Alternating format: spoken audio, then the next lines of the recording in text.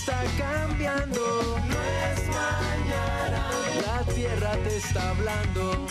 No es mañana y no la estamos escuchando. Protejamos la vida, amigo. Bienvenidas y bienvenidos a Territorios Resilientes, una apuesta del Sistema Distrital de Gestión de Riesgo y Cambio Climático para construir una ciudad que se piensa en la gestión de riesgos para siempre. Protejamos la vida, amigo. El Papa Francisco habla del cambio climático el 18 de junio de 2015 en un mensaje acerca del medio ambiente y la protección al planeta, en su encíclica titulada Laudato Si.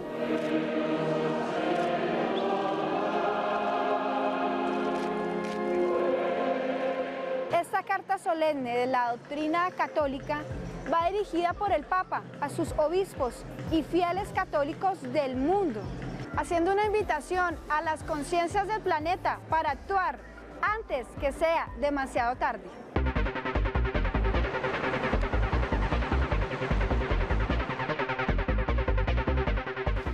Hoy vamos a conocer cómo vamos como país y como ciudad frente a la adaptación al cambio climático y la gestión de riesgos, los retos, dificultades, balances, aprendizajes. Por esta razón, hemos invitado a varios investigadores expertos en el tema de adaptación al cambio climático y gestión de riesgos. Protejamos la vida, amigo. Muy buenas tardes, estamos en una edición especial de nuestro programa Territorios Resilientes. En esta ocasión tenemos con nosotros expertos internacionales de altísimo reconocimiento en los temas de gestión de riesgos, de cambio climático y desarrollo sostenible. Hemos invitado muy especialmente a personas muy reconocidas a nivel internacional en estos temas. Está aquí con nosotros el profesor Andrew Master, que fue el encargado responsable de la elaboración del GAR, que es la evaluación global sobre reducción de riesgos de desastres, que es la base de la discusión del acuerdo de Sendai que se acabó de dar en marzo en Japón. Igualmente nos acompaña Ricardo Mena, el delegado de la Oficina de Naciones Unidas para América. Y tenemos a Edgar Cataño, delegado para Colombia de UNO Hábitat, y a nuestro amigo Fernando Ramírez de la Red de Estudios Sociales para Gestión de Riesgo de Desastres, quien estarán comentando el avance de lo que ha sido a nivel mundial y cómo eso termina en Bogotá, en Colombia, y cómo se está desarrollando en Bogotá específicamente. Aquí en Bogotá hemos hecho un esfuerzo de unir dos sistemas: riesgos y cambio climático. En el informe y todo eso, ¿cómo ven ustedes esa relación? Para mí son dos caras de la misma moneda. Hay que tratar de separar cambio climáticos por aquí y riesgo de desastres por allá. Me parece absolutamente erróneo, ¿no? Porque el cambio climático es uno de los factores claves del riesgo. Entonces, si uno no puede manejar uno sin manejar bien el otro. Entonces, a mí me gusta mucho. Cuando llegué ayer al instituto, encontré un instituto que efectivamente tiene los dos temas integrados. Yo creo que ese es el camino que tiene que seguir todo el mundo. Entonces están un poco en la vanguardia, me parece muy bien. Bueno, Ricardo, y ustedes han trabajado desde la estrategia internacional el tema de ciudades resilientes. Eso ha sido un éxito, las ciudades campeonas, aquí digamos se ha promovido ese tema de manera importante. ¿Cómo ha visto el tema en Colombia? Digamos que se ha avanzado sobre eso. Digamos, ¿nos puedes contar un poquito y ampliar esa información? Claro que sí, esta campaña que mencionas, Javier, en efecto ha sido una campaña que ha tenido un gran éxito de aplicación acá en la región de América Latina y el Caribe. Y es una campaña que se construye alrededor de lo que denominamos los 10 aspectos esenciales que hacen a una ciudad ser resiliente. Y esos tienen que ver con una serie de temas que van desde la misma estructura organizacional y normativa, aspectos de inversión pública en reducción de riesgos, temas relacionados con la planificación urbana, con el mantenimiento y control de ecosistemas que en muchas ocasiones sirven como amortiguadores de impacto de las amenazas naturales y que tienen que ver también con los temas de educación y concientización pública, que tienen que ver con temas relacionados con los sistemas de alerta temprana y el mejor conocimiento del riesgo en las ciudades. Acá en Colombia hemos estado promocionando esta campaña también y hemos tenido ciudades como el caso de Bogotá, Medellín y otras ciudades importantes del país que han acogido de muy buen agrado esta campaña y que han empezado a mirar más de cerca estos 10 aspectos esenciales para poder abordarlos y trabajar en ellos para gestionar mejor el riesgo de desastres. En ese sentido, yo creo que Bogotá es un ejemplo interesante en la región. Un modelo de desarrollo alrededor de temas relacionados con las amenazas naturales, como por ejemplo es el agua, que se ha convertido en un foco, un eje central del programa de desarrollo de la ciudad y de cómo ese puede llegar a influenciar e impactar a la ciudad desde sus diversos aspectos. Y una ciudad que también ha hecho un esfuerzo por contar con instrumentos de planificación urbana a través de sistemas de información geográfica, por ejemplo, que permitan no solo gestionar mejor el riesgo, sino un acceso a la información sobre gestión de riesgos a la ciudadanía, lo cual contribuye también en estos procesos de concientización pública. Eso le ha hecho a Bogotá merecedora de un premio que fue entregado justamente en Sendai. Quisiéramos, junto con Bogotá y junto con otras ciudades que pueden actuar como líderes en el proceso, tratar de que se extienda más ampliamente en el contexto colombiano este concepto de resiliencia en las municipalidades pequeñas, medianas y grandes. Y lo interesante, y con esto acabo, es que Bogotá también, conjuntamente con nuestra oficina, con ONU Habitat y otros actores, hemos estado tratando de liderar un proceso en Latinoamérica que busque una mayor coherencia entre las agendas de reducción de riesgo, de desarrollo sostenible y de cambio climático a través de una serie de esfuerzos, inclusive una hoja de ruta para la resiliencia, que es un tema que pues está ahí y que ojalá pueda seguir siendo impulsado con el apoyo de Bogotá para que cuando se vayan concluyendo todas estas agendas internacionales relacionadas con estos temas, se pueda concluir con una posición fuerte de los municipios, de los gobiernos locales, ante la Conferencia de las Partes en París para el Acuerdo de Cambio Climático.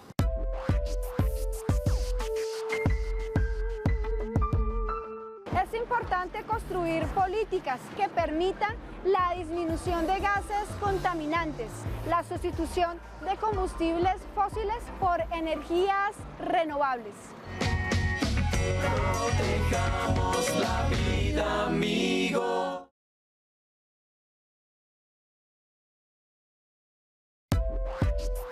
Entre los diferentes énfasis que tiene esta encíclica está la afirmación de que el cambio climático se debe primordialmente al accionar de los seres humanos, recalcando la necesidad de cambiar los estilos de vida y las maneras de producir y consumir, haciendo énfasis en que el medio ambiente es un bien colectivo, patrimonio de la humanidad y responsabilidad de todos. Protejamos la vida, amigo. Aquí nos volvemos nuevamente al tema de ciudades, Edgar, y entonces aquí hay un tema que es cómo construimos resiliencia en nuestra ciudad, en Bogotá. De cierta manera lo que hemos visto y lo que creemos que hay unos desafíos interesantes en el tema de gestión de riesgo es que las ciudades colombianas realmente se tomen en serio el tema de la planificación, que revisen bien el tema de los planes de ordenamiento territorial a la luz precisamente de estructurar, digamos que propuestas de ciudad que puedan mitigar esos riesgos. Y de esa manera el contexto internacional puede servirle al país en general a generar esta discusión. La constitución de redes, como las que se mencionan, es un aliciente para que las ciudades no solamente tengan en cuenta el riesgo para digamos que para la gestión una vez sucede, sino que para realmente se incorporen en los modelos de planificación y los modelos de gestión de manera preventiva elementos básicos, digamos que puedan ayudar digamos que a generar ciudades o a construir ciudades más resilientes. fuertes.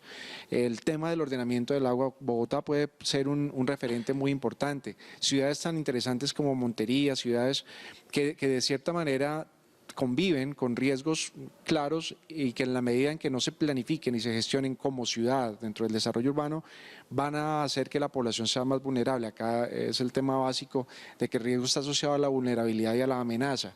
Eso traducirlo en términos de planificación y de gestión del territorio es muy importante. Lo que Naciones Unidas quiere hacer, y lo que decía Ricardo, es traer esa suerte, digamos, de redes, de experiencias concretas de cómo ciudades han venido abordando el tema, de cómo se puede estructurar en el país. Por ejemplo, lo hemos hablado en el marco de la Asociación de Ciudades Capitales, con el liderazgo de Bogotá, de Medellín, llevar estos elementos, estos instrumentos de gestión del riesgo y de construcción de resiliencia urbana a ciudades intermedias. Hemos visto cómo el país tuvo que ser afectado por el fenómeno que sucedió al finales del 2010, y vemos que muchos municipios, 3.5 millones de personas fueron afectadas por la falta de planificación del desarrollo. Entonces, allí es donde queremos llamar la atención sobre la importancia de considerar insumos importantes como el ordenamiento del agua, el ordenamiento territorial a través del agua, el concepto, digamos, de relación urbano-rural de una manera más integrada dentro de las políticas urbanas. En el caso de ciudades, ¿qué es lo que uno recomendaría en Bogotá que deberíamos hacer? Igualmente en los ejercicios que se está planteando de resiliencia en otras ciudades intermedias y de demás procesos a nivel a otros niveles. Desde el informe GAR del año 2009 se viene haciendo énfasis en la importancia de los pequeños y medianos desastres. Esos pequeños y medianos desastres, esos desastres cotidianos, son a la larga lo que más daños causan en la vida común y corriente de las comunidades, y están presentes todo el tiempo. No es el gran terremoto de Nepal, ni es el gran tsunami de Indonesia, no son las grandes cifras de muertos, pero son la erosión cotidiana y permanente de las condiciones de vida de la gente. Eso ya implica un llamado de atención sobre por qué el papel de actores sociales en la gestión del riesgo, ¿sí? Ese es un primer punto. Un segundo punto es que efectivamente, aunque digamos de manera dispersa, existen múltiples experiencias de participación positiva, de buenas, ¿cómo es que se dice en ese lenguaje internacional? De buenas prácticas en materia de participación. Y creo que Bogotá puede mostrar, digamos en lo que planteaba Edgar, de la necesidad de un liderazgo, de una experiencia y de compartir con otras ciudades, puede mostrar experiencias importantes que tienden a la organización de las comunidades más allá de su puro foco de atención inmediata. En Bogotá, por ejemplo, se ha planteado, y creo que es un instrumento válido que se podría aplicar en otras ciudades, el desarrollo de una red social de gestión de riesgo y cambio climático autogestionaria. Y de alguna manera tuvimos la experiencia cuando se eligieron los consejeros, los delegados de las organizaciones sociales y comunitarias a los consejos locales, que hay uno por localidad en Bogotá, se logró la participación de cerca de 480 organizaciones en ese proceso de elegir su representante. Si no somos capaces de garantizar que esas 480 y más organizaciones sociales de los barrios, de las localidades, ¿sí?, sigan participando en este cuento, toca apagar e irnos, ¿sí?, porque ese es un reto fundamental que tenemos, y creo que en eso podemos aprender de otras partes, pero también generar procesos con otros socios en términos de ciudades, que era lo que tú preguntabas. Protejamos la vida, amigo.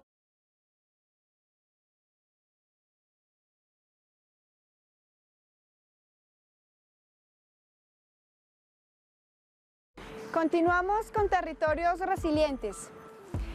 Asumir el compromiso de cuidar el territorio, tratando con respeto los diferentes seres vivos, buscar diferentes maneras de transporte, sembrar árboles, generando hábitos amables con el ambiente. Es así como se construye una ciudad que se adapta al cambio climático y piensa en gestión de riesgos para siempre. Protejamos la vida, amigo. Estamos frente a un proceso de paz que esperemos que termine realmente llevando a que se firme, a que se lleguen esos acuerdos. Eso va a cambiar el esquema en el país en muchos temas. Nosotros hemos estado pensando, digamos, cómo eso afectaría, qué implicaciones tiene, todo este tema de lo que eso significa, que ya no estaremos todos dedicados al tema de la guerra, sino más bien a cómo protegemos y salvamos la vida. Yo lo pondría en un perspectiva más amplio, porque pienso que y eso lo dice en Stigar, que la manera como estamos haciendo el desarrollo, como estamos pensando el desarrollo, es de por sí violento. Creamos riesgos para nosotros mismos, creamos riesgos para otros y creamos riesgos para la sociedad y el planeta. Entonces estamos todavía estamos viviendo un modelo de desarrollo fundamentalmente agresivo y violento. Entonces yo creo que dentro de eso se inscribe el problema de los desastres, la problemática de los desastres. Los desastres son eventos violentos, ¿no es cierto? Y se inscribe otro tipo de problemas de violencia, ¿sí? Entonces yo creo que eso tiene que ver, claro, no solo con unos tal vez procesos de paz coyunturales que pueden ser muy, muy importantes, pero tienen que ver con realmente repensar cómo estamos haciendo el desarrollo hacia una forma menos agresiva, menos violenta y menos neurótica, por decirlo de alguna manera. Yo veo como algo que ojalá se concrete y sinceramente espero que el pueblo colombiano logre llevar a buen término estos procesos de negociación de paz. Creo que en cualquier caso serán tremendamente positivos para el país, pero obviamente tendrán consecuencias. Y la forma en cómo esas consecuencias se manejen también podrían constituirse ellas mismas en factores que pueden ser determinantes en la generación o no de riesgos. Hoy en día hay un requerimiento de que el país se ponga al día en términos de competitividad, de poderle brindar oportunidades de desarrollo a las personas más vulnerables. Colombia tiene unos activos formidables con más de 30 ciudades de más de 100.000 habitantes.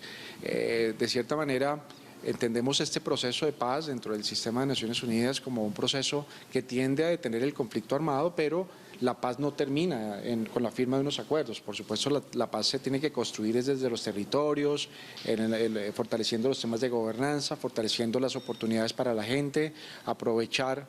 De cierta manera, desde ONU Habitat lo que venimos señalando es que es necesario aprovechar ese urbanismo que tiene el país. Colombia, más del 75% de las personas en Colombia viven en centros urbanos.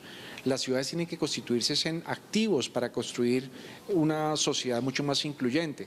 El proceso de posconflicto puede permitirle al país repensar su modelo de desarrollo, que creo que es lo que está en el fondo de la crisis desde hace 50, 60, 70 años, ¿sí? En particular, dentro de los avances que se han visto en el proceso de paz, hay uno que es muy importante, que es el que tiene que ver con los temas agrícolas, con los temas agrarios. Aunque la población se concentra en las ciudades y las ciudades sean muy importantes, el problema del país se genera fuera de las ciudades. Las ciudades sufren las consecuencias de problemas que están por fuera. Y voy a permitirme dos ejemplos. Cuando uno considera que la minería bajo cualquier forma es un modo principal de el crecimiento económico, sin tener en cuenta lo que eso significa desde el punto de vista de la degradación ambiental y por lo tanto de la generación de riesgos, y desde el punto de vista de desplazamiento de personas, de zonas rurales a zonas urbanas, estamos mirando un modelo de desarrollo que no le sirve al país. Cuando el país tiene 38 millones de hectáreas destinadas a la ganadería, y la propia Fedegan reconoce que para el ganado que se tiene bastan 7 u 8 millones, estamos diciendo que hay 30 millones de hectáreas que se han sustraído, por ejemplo, a la producción de alimentos. Para no hablar de agroindustria o para no hablar de otro tipo de cosas. Entonces, eso ¿qué nos está generando? Eso nos ha generado históricamente el desplazamiento. Alguien me decía en estos días que las reubicaciones que hace el IDIGER son el último eslabón de la cadena de la violencia generada en el campo colombiano. De la familia que es expulsada, que llega a la ciudad, que se ubica en zona de alto riesgo y que finalmente, por alguna razón, nos damos cuenta de que está en zona de alto riesgo y la reubicamos. Hay una relación, hay un encadenamiento entre esas situaciones, llamémoslas generales, llamémoslas de entorno, como las queramos llamar, y el riesgo que está sufriendo la población. Y efectivamente el posconflicto tiene que entrar a modificar esas condiciones. Si no se modifican las condiciones, cualquier firma de papeles no vale, porque se van a volver a generar condiciones de una nueva etapa de violencia. Si no se cierran estos capítulos, si no se aprovecha el posconflicto para generar modelos más racionales de desarrollo, modelos más sustentables, modelos que tengan más en cuenta las condiciones y las relaciones urbano-rural, la firma no sirve. Un tema de retos, de reflexiones, de discusiones de largo aliento, de iniciativas de movilización, y todo esto está aquí desde Territorios Resilientes. Muchas gracias.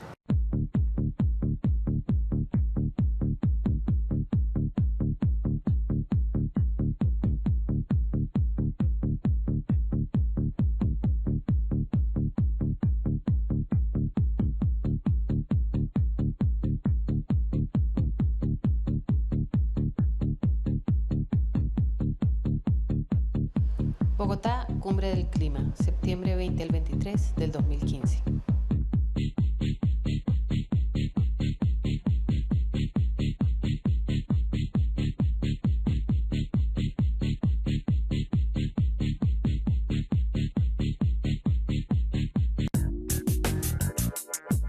Después de escuchar las opiniones, los debates de estos expertos, es importante que hagamos estos mismos análisis en nuestros barrios, nuestras casas, nuestras localidades, en nuestra ciudad. Gracias por acompañarnos en Territorios Resilientes, porque prepararnos es compromiso de todos.